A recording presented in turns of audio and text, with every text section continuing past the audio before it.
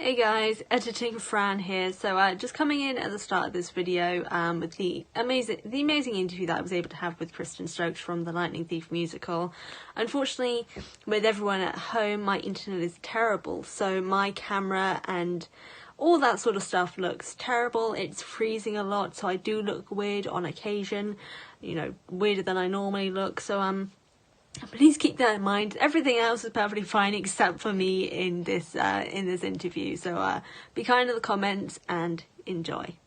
So hello everyone and welcome back, whether you're on YouTube because you're one of the cool people at A Healthy Dose of Fran, or listening in on my podcast, The Best Damn Camp. Well, if you're on YouTube, you're going to know what's happening here because I am not alone, and not in like the horror movie sense. I am with a fantastic, phenomenal, I'm running out of adjectives already, just an incredible person that I'm still in shock has agreed to come and speak with me, as I'm sure everyone who is watching and listening is also. But I have the fabulous guest from the Percy Jackson Musical, Kristin Stokes. Thank you so much for coming to speak with me. I am awestruck. If the red on my face doesn't already show that. It's amazing to meet and speak with you. Oh, thank you so much for having me. This is going to be so much fun. I'm excited. Oh gosh, I really hope it is. Otherwise, I've set you up for very high expectations and just don't meet them at all. Oh gosh. But tell everyone a little bit about yourself and your connection with Percy Jackson. Sure. Yeah. So I star in The Lightning Thief, the Percy Jackson Musical. I play Annabeth Chase. I have been with the show from its very first inception, basically, which started off as kind of like a 2-week workshop to develop a 1-hour musical that was very like hands-on. And then it was such a hit that then we developed it into like a 2-hour full-length Broadway type musical. And we went on tour, and then we were surprised with the actual, 16-week Broadway run, and we completed it right before the shutdown. So the gods were all on our side, and we were like, great, we completed this quest, done and donezo. Oh my gosh, the fact that just before, it's just at the moment, it's like, okay, no, the Lightning Thief musical is done now. Now the world can start ending. It's all, exactly. It's okay. I mean, that was the point of our quest, was like to keep the world from ending. And so I don't know what that actually means, since, we finished, the world ended. Maybe we need to come back. We were the only thing sustaining the world, apparently. Yes, you were appeasing the gods, and the moment they ended, the gods responded with, well, I'm not happy about this. All right, plague.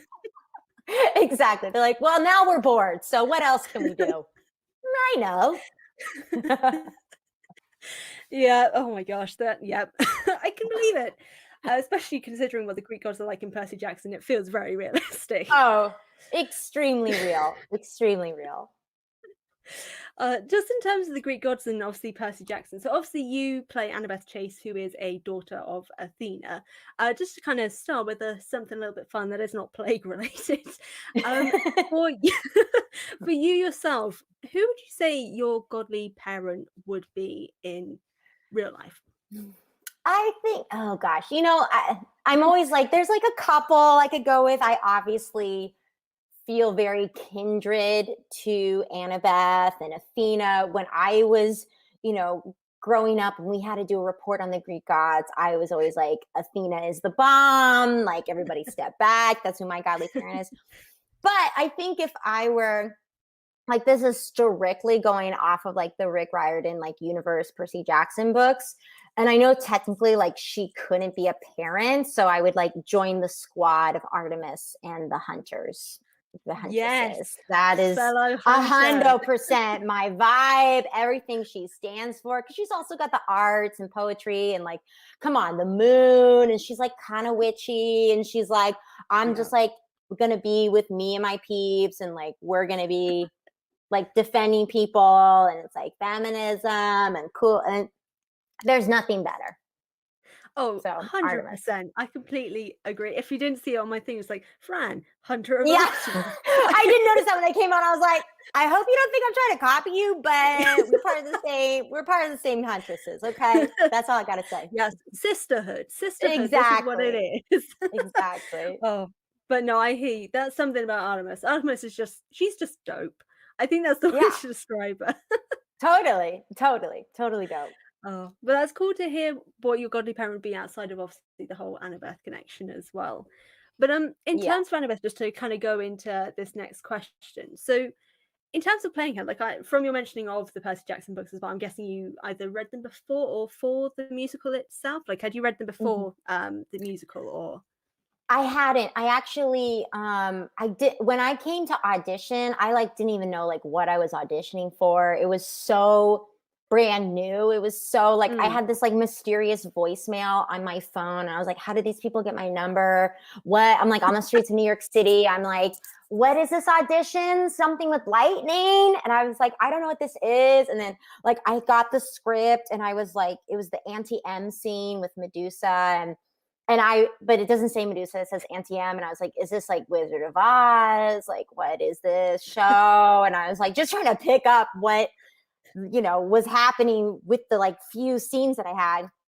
And then the director, Stephen Brackett, ran in, who I had worked for at that point only a year and a half prior on like one other really crazy project.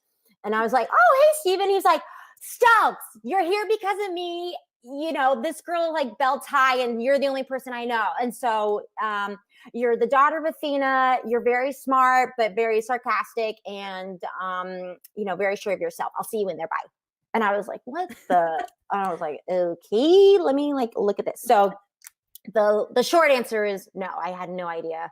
But I just kind of listened to what Steven said and I followed the script and went off with some instincts. And they were like, yeah, you're our girl. And also granted, this was for the stakes were so low. This was like a 2-week workshop developing like, oh, how do you make a minotaur out of 3 people? Like this is very like low, zero budget. Like how do you make things in the room? Very experimental for this 1-hour version that was going to have like a few people come observe it from the company, but like it was never meant to be showcased. And then after that is when it kind of started to grow. They asked me back for like the next level, and I just kept getting asked back. So I can't remember when in that process I read the books. It might have been for that. I think after I got the role for that 2-week workshop, I sat down and I was like, oh, that's right. There were some movies. I remember this. And then I read the first book and I was like, this is amazing. Oh my gosh. Blah, blah, blah. And then I like saw all the books and I was like, oh, this is like a thing. This is like Harry Potter. This is like a whole world. And so I was like, I better get into it. And then I became the dramaturg basically of the entire company, being like, anytime someone had a question about the books, and I'd be like, well, in book 4, blah, blah, blah, blah, blah, blah, blah. I was like that person, very Annabeth, but that's just how I was. So I've read all the books in the first Percy Jackson series, just so I could like dive in and get to know Annabeth even more. I mean, that's the great thing. There's so much when you like work on a new show. A lot of times you're just like diving in from your own experience. There isn't, something like a book to like work off of. You're just kind of like fishing around the dark. To have so much on Annabeth and there's a word I'm looking for. I can't think of it. It's just, like the original. What am I thinking of? So it's the like template the source material. Yeah. There's so much source material. Oh, that's the better word. Yeah. There's so much source material that I'm like, oh my gosh, why would I not dive in and read everything? And so that it just like would help to inform my decision making and because there's only like so much you can fit into like a 2-hour show. So that's the long answer. Yeah, no, that's totally fine. That kind of leads into this main question, which was from kind of getting to know Annabeth's character from reading the books as well, like learning about her. Did that influence your idea of how you wanted to present her character, and kind of how she acted, how she spoke, like her backstory and all these sort of things. And just in general, after reading it and then performing it, what was it like bringing her to life on stage? Oh my gosh, it was a journey. Honestly, Annabeth taught me a lot about myself. And I'm so grateful that I got so much time and so many opportunities to come back to her. Yes, absolutely. Reading the books informed how I, did her, how I could hear her voice. I mean, Rick is he's so specific, I feel like, on the tone of voice that a character uses, and they have such very specific rhythms, and they're all like hysterical but very like in their own way. And so how to pick up on Annabeth's humor and like where she fits in the energy of the threesome and what that dynamic is, and her dryness and how she's so quick, and just having all that knowledge really helped inform me on how I was going to honestly just connect with her. Because I think that's the biggest thing as an actor. It's like, how do you find your way in to a character? And so where are the parts in myself that I feel like are easily matched up with Annabeth, that I'm like, okay, I could find my way there. I see it, but I'm not there yet, but I know the route. And then there's always things that you're like, I understand that, but I don't see where my road is to connecting with this person. And so it's kind of a threefold journey. And I think for me, one of the biggest things that she taught me and that I had to keep working on and developing over the course of my time with her was, I love how just matter of fact Annabeth is. Annabeth is very special because she came to camp when she was 7. And so, and she's a full timer. So she doesn't really have that voice in her head that we all, especially as females, grow up with, of like, this is the right way to behave. This is the wrong way to behave. This is when you're being too much. This is when you're being, too forward or too snotty or too smart or too that, there's like a way that I think I'll speak to myself, that there's like a secret undercurrent of like, don't be too much. There's a softer, gentler, kinder way to insert your thoughts if you want to insert them. But if you're too harsh or brash, then you're discounted and you're, put to the side as like annoying or, bitch or whatever, and Annabeth doesn't have that. She does not even have that knowledge. She's just very just to the point. And if you don't like it, like she never learned that she should care about that. She never learned that like, oh, all the boys are talking and they have plans. And so like, I'll let them finish talking and then I'm going to insert my plan. She's like, no, I know the answer. Why wouldn't I? There is no difference between me and this other person. In fact, this kid is new. So I'm about to school you. And I mean, I understand her frustration of her being like, I deserve the quest. Who is this newbie? What the heck? Like, this is unfair. Well, then I'm going to insert myself because you obviously need my help. She, and that can come off as a little harsh, I think. And I think I was afraid of that. I think me as a person, I understood that about her and I felt that in myself.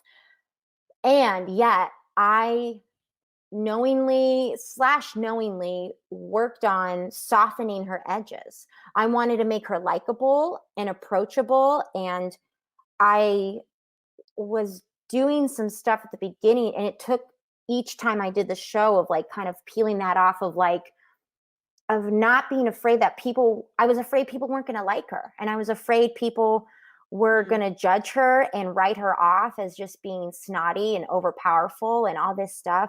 And I had to let that go and honestly probably accept her more and not be afraid if people didn't like her. Who cares? Oh, you don't get her? Then you don't get to like her is kind of it. It's not like, oh gosh, they don't like me or they don't like Annabeth. It's like, okay, if you don't understand her, then like she does not care. She's here for her mission. She's here to, make sure everything goes well. And she is that smart. She is that powerful, and she is unafraid to be so. Yes, she absolutely has her faults, but that's not me to, judge them or hide them from the audience.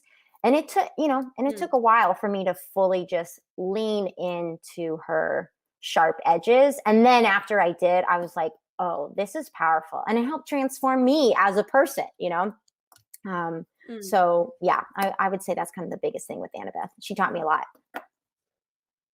No, I totally. When you were mentioning about how like she didn't learn these things that like girls are basically like trained to do, is don't speak when you're not spoken to. Just kind of keep your voice calm and controlled. Like, don't be bossy. Just kind of Mm-hmm. all these sort of things. Those things that like girls are told from a young age. Don't do this. Don't do that. You want to be approachable. You want to be friendly. You want to be kind, and all these sort of things. Like, you're not allowed to have these negative emotions because it's not feminine enough. Whereas like what you said, Annabeth didn't have that, so she was just a person. She didn't have these like ideals put onto her. And that's definitely like you putting that into words. I'm like, oh my god, this is why I like Annabeth. I want to be like Annabeth in that sense. Like, I don't want to care what other people think, or like people telling me it's like, oh no, you need to calm down. You need to learn to know when to stop. I'm like, no. I have the right to keep going. Stop. What would Annabeth do? I think that's the thing that needs to be said now. What would Annabeth do? Exactly. And that's also not to say that, Annabeth, I think she does care what people think. I think she is a perfectionist. And so if you're a perfectionist, you're always going to be hardest on yourself, which I think she is. She's extremely hard on herself. And if she doesn't feel like she's doing a good job, she's afraid she's going to let other people down. I think that is what she does care. But she doesn't have this thing of like, oh, let me like tune myself to like what the boys are liking, and then make myself more palatable by finding things in common with the boys and figuring like where, oh yeah, I agree with you, or this or that. She's like, no, you can make yourself come to my level. You can make yourself more palatable to me because these are the things that I like. And, yeah, she's very cool. But that's great that that's how you kind of came to learn more about her character and how like impose that onto the stage as well. And that it taught you something about yourself also. That's amazing. I love when that happens. Yeah. But in terms of being an actor, you mentioning about kind of getting into the character and such, with the fact that obviously the show went on tour and it started in New York and then it went across the country as well, which is wild to me because I don't think that really happens here in the UK. But just the idea of it, I was like, that's America's huge, like terrifyingly huge. So that's just wild. But but in terms of being like a performer and working with the smaller cast that you guys had, in terms of the stage and the presence that you had to bring to the, was it different from when you were just working in New York to then when you went on tour? Like, were there any differences and adaptations that had to be made between the two situations? Yes, absolutely. So when we first created this 2-hour version, we were off Broadway, which basically means like you're in a small theater. Technically the only difference, which I didn't know this until like after, and I was like, oh, really? Like, technically the only difference between Broadway and off Broadway is 1 seat.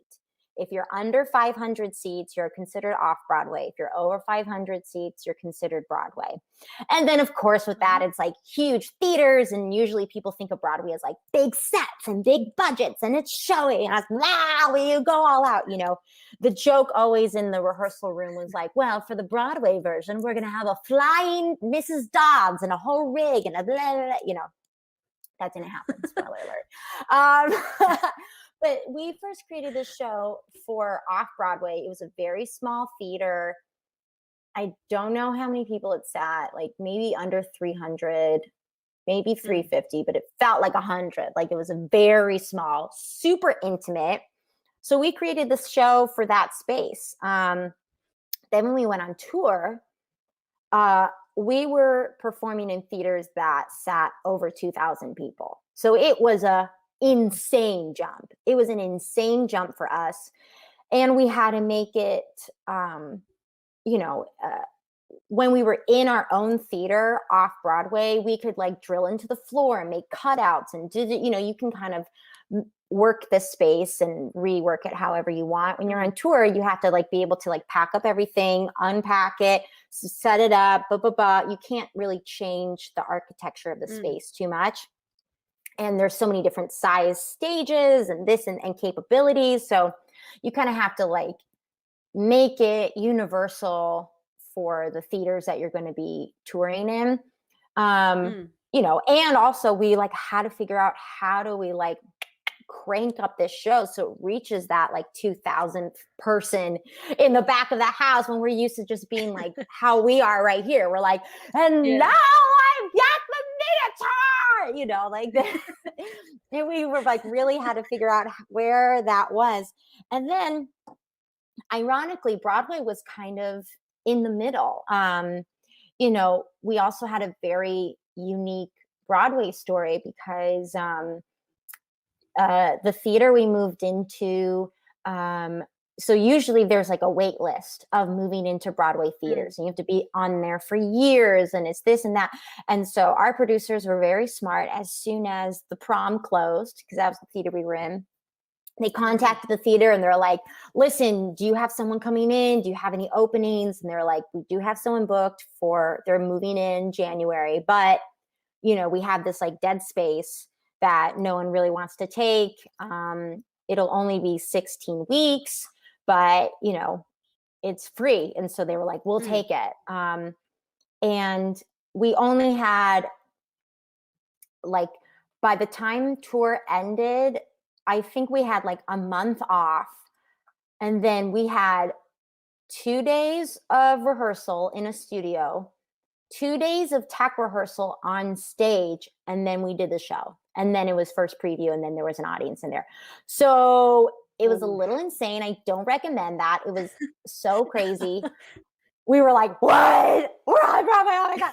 But that means that, we couldn't change anything from tour. So that was like, it was amazing to be on Broadway and to like take advantage of that. But it was kind of disappointing because, as I kind of said, like we always had like the dream and the joke of like, well, when we reach Broadway, never expecting to, by the way, we were like, oh no, that's not what the mission of this show has ever been. A lot of shows start off being like, we're making the show so we can get on Broadway. We were making the show just to do the show, just to like get it out there because we love the story, and we like, we wanted to reach as many people as possible who love the book and who also are being introduced to theater for the very first time.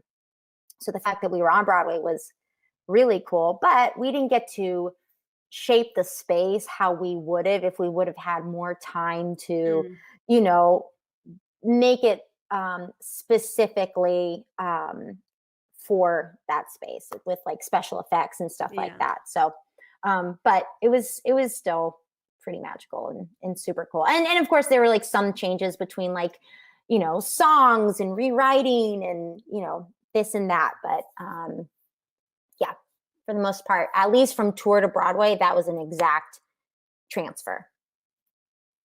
Wow.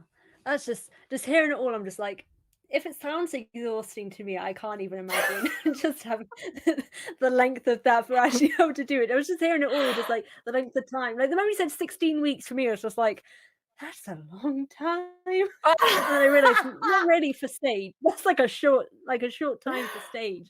In my head, I was like, that's like months. That's what? I know. I can't even think what I'm doing this week. I know. I mean, it is, it's like, and that was all in the same year. So we toured for like 9 months. We had a few weeks off, and then we continued the rest of the year. So, and that's what, these Broadway and tour performers, they do all the time. And it is exhausting. And kind of to speak to the small cast, I mean, we're a cast of 7. That is cuckoo. There are plays bigger than our Broadway musical cast. And it was originally created that way because it was meant for like a 1-hour bus and truck type of tour, going to schools and blah, blah, blah, blah. And then they were like, well, let's just keep it 7 people because it's really fun to kind of have everyone play a bunch of different roles.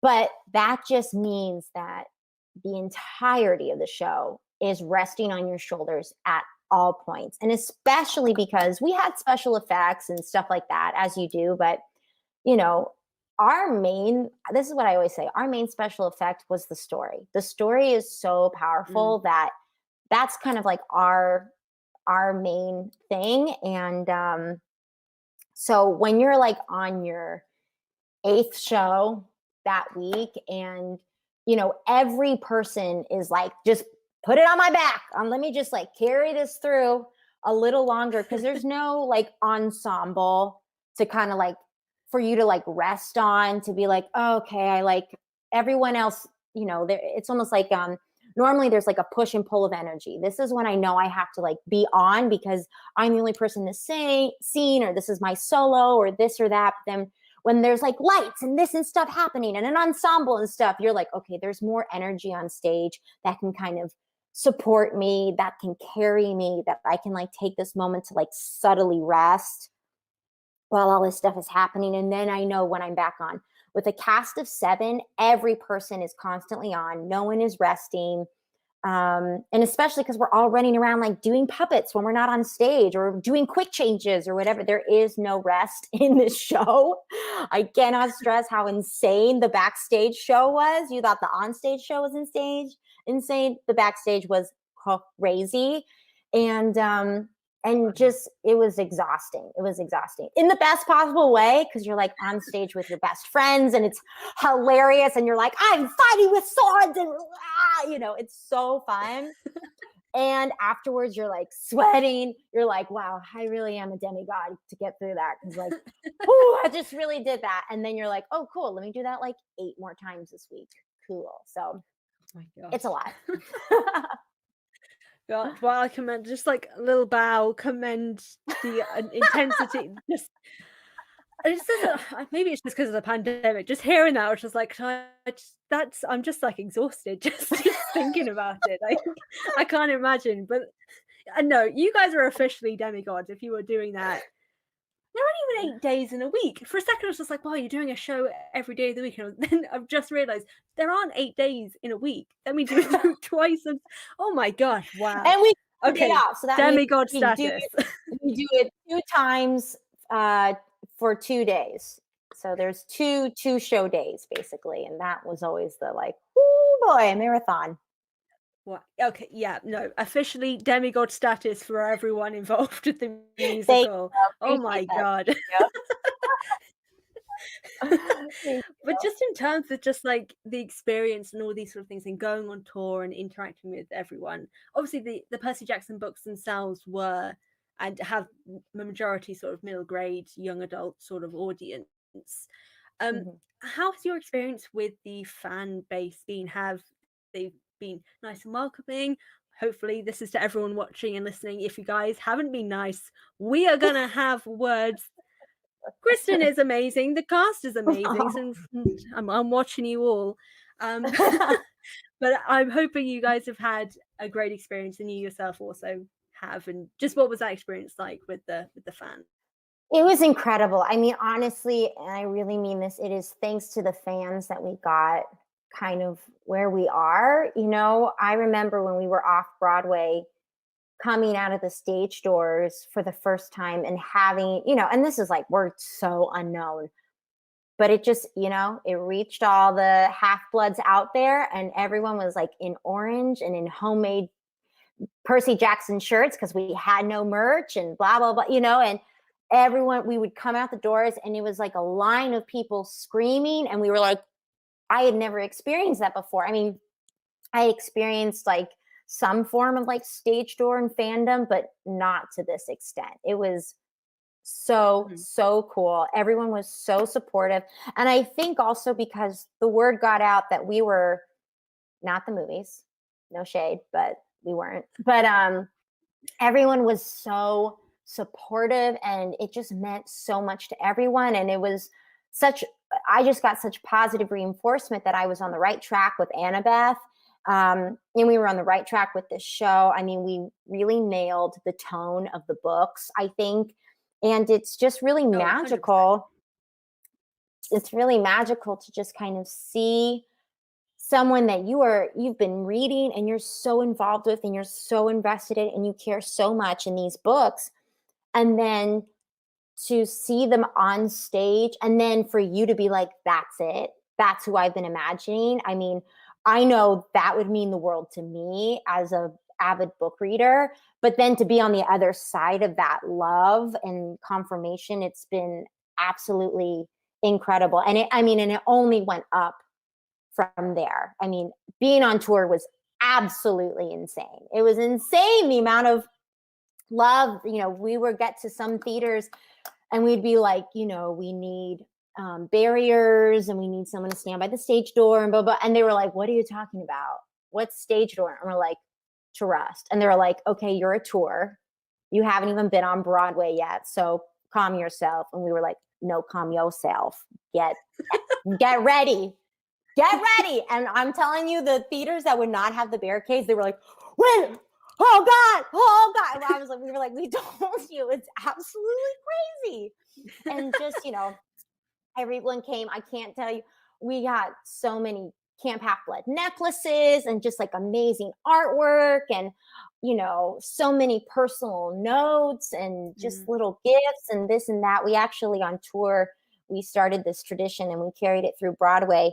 Our kind of back wall of our set, behind it, we started to, because when we were on tour, we're so grateful for all the gifts, but we're like, listen, my suitcase is already full of all my clothes that I have to carry around for a year. Like, where am I going to put all this stuff?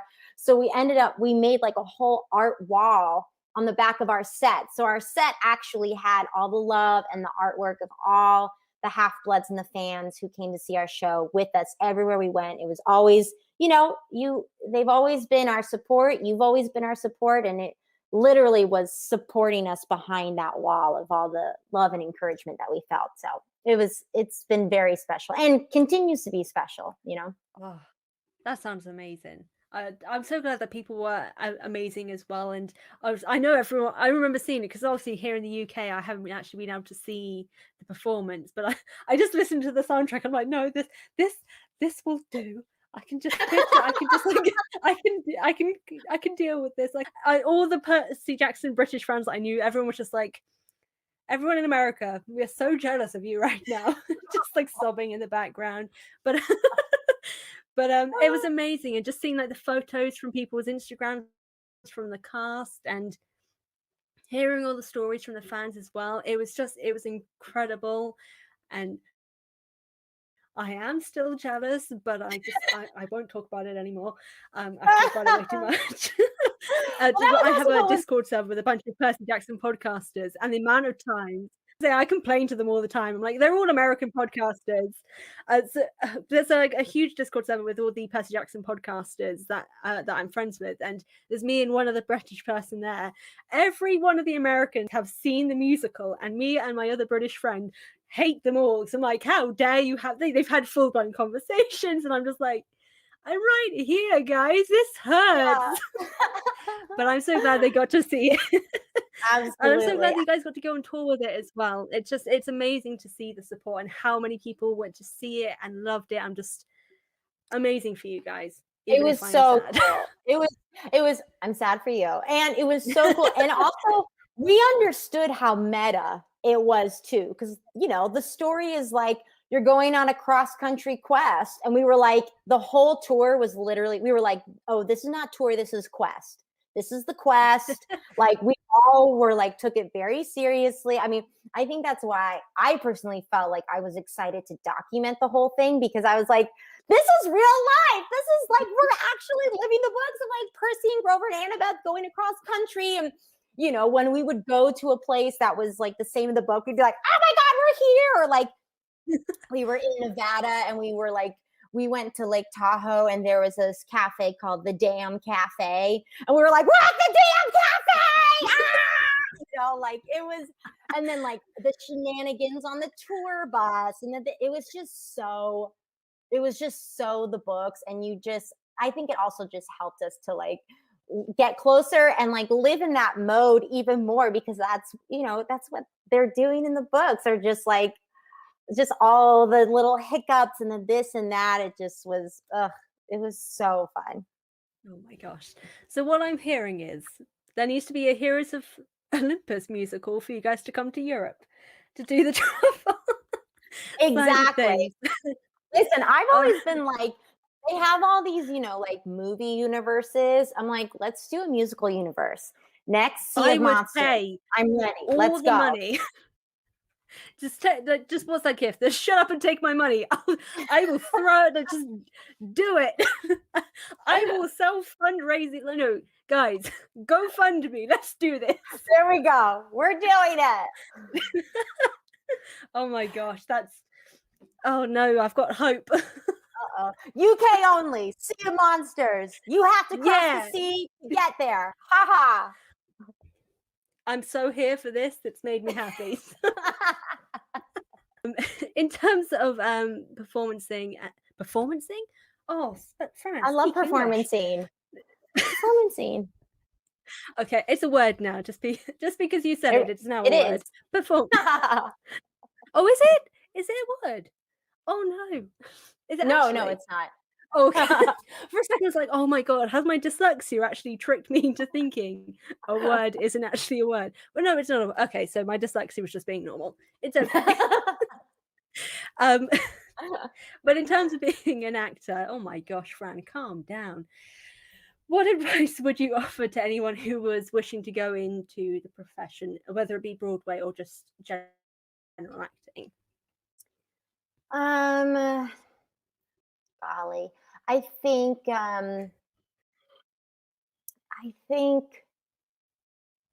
you have to decide what success is for yourself. I think it's really easy to, I think, or I don't know if I want to use the word easy, but the more public examples of like what a successful actor and actress is are award ceremonies. And if you're a famous person in movies or like, I mean, I guess also musicals, but like I still have people in my family or second family and they're like, oh, you're an actress. Would I have seen you in any movies? And you're like, no, that's not what I do. They're like, oh, you do theater.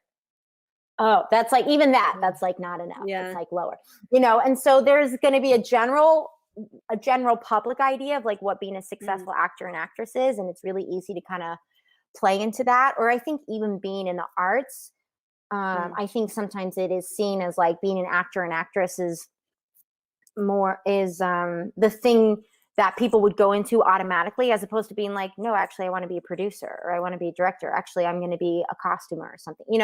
I think it's an amazing profession and like super gratifying. I think it's a really noble way to live your life, and you have to find what that success is for you, because there's going to be a lot of self-doubt. There's going to be a lot of public opinion on like what is or isn't successful. And if you know what that is, if you're like, okay, I want to be an actor and I want to be a theater actor and I just want to be acting all the time. If that's your goal and that is what success is for you, you could be touring, you could be doing regional theater, you could be like, I'm constantly doing concerts and cruise ships and touring through Japan or this and that, or like, or be an actor on Broadway, or do that, or be an artistic director of a theater in your hometown and bring the arts to your community. There is no better, more successful version. I know it's easy to think that. And so I think it's, especially if you're like going to school for the arts, sometimes we get caught up in like, I have to go to the best school so I can make the most connections, so I can be famous and then get everything that I want. And then roles will come easily to me. And then that's how I'll be working all the time. Like, you really have to kind of dismantle that and be like, okay, well, what do I really love about this? I love creating a space for people to come and interact in. I love, telling stories. I love connecting people in my community. Oh, maybe that means I actually want to be a director. Oh, maybe that means I want to like go to disenfranchised communities and help them with that. There's so many ways to be active in the arts besides just, being an actor on Broadway or in the movies. And also, if you're like, no, I want to be in the movies, that's incredible, I want to have that life, then like absolutely go for that as well. I just want to speak up for all the millions of other ways that you can be in this profession, not just like the top layer that everyone sees, because even if you achieve that goal of, I think, being,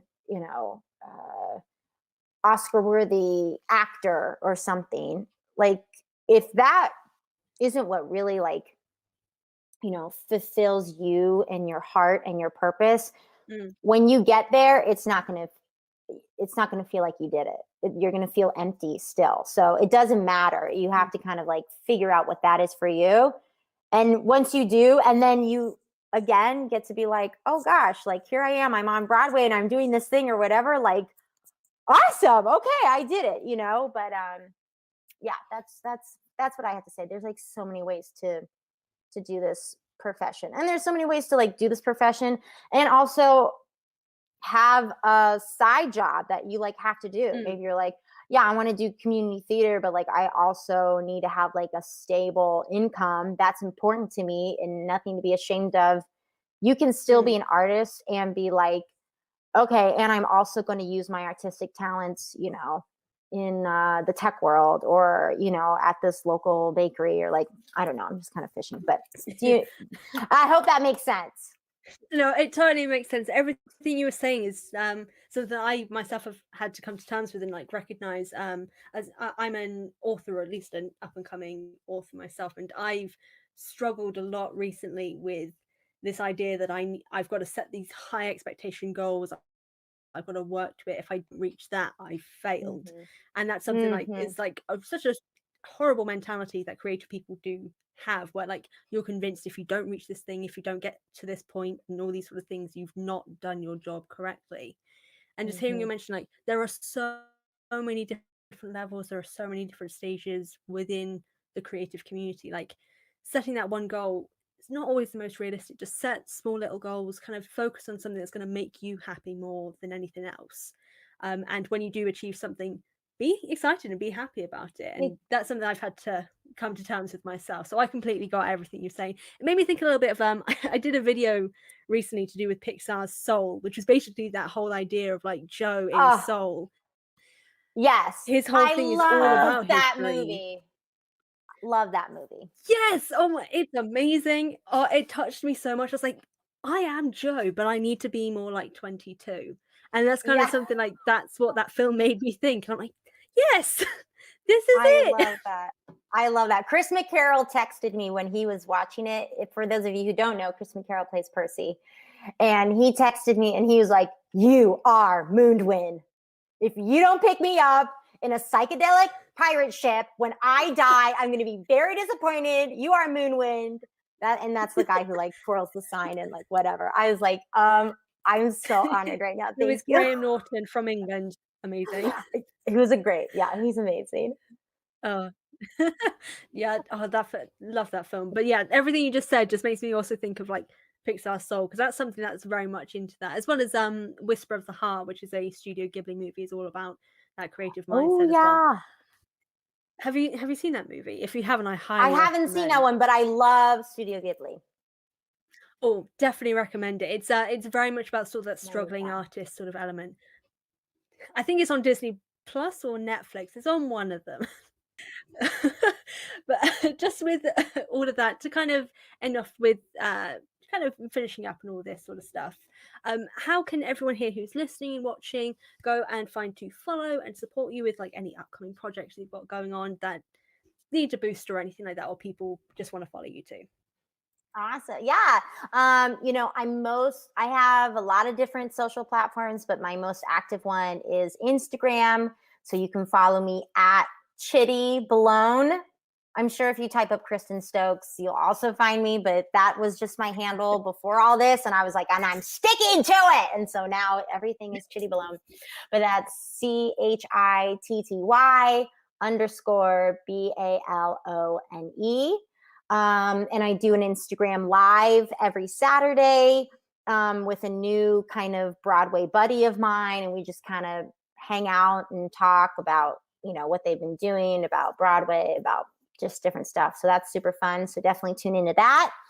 And yeah, I'm on Twitter at K-Stoked with a D.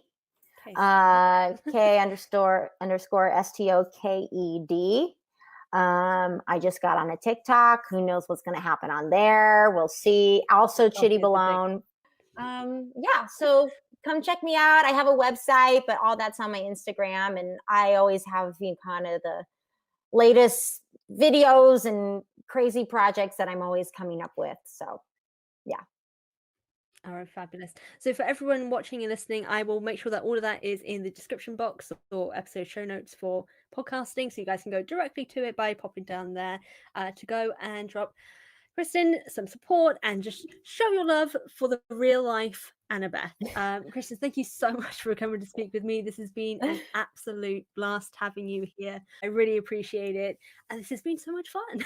So much fun. Thank you so much for inviting me. And yeah, I've had a blast too. It was so great to be on here. All right, brilliant. So for everyone watching and listening, thank you so much for tuning in, and I will see you guys or speak to you guys next time. Bye.